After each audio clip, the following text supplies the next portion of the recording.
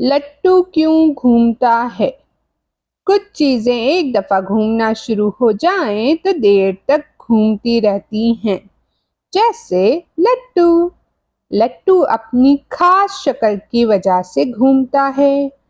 جب تک لٹو تیزی سے گھومتا رہے گا، یہ گرے گا نہیں۔ جہاں اس کے گھومنے کی رفتار آہستہ ہوئی، یہ ڈگمگانے لگتا ہے اور ڈگمگاتے ڈگمگاتے گر جاتا ہے۔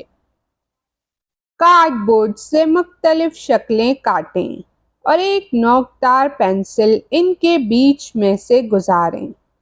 باری باری گھما کر دیکھیں کہ کس شکل کا سب سے اچھا لٹو بنتا ہے۔ کارڈ بورڈ پر سوراخ کسی اور جگہ کر کے دیکھیے۔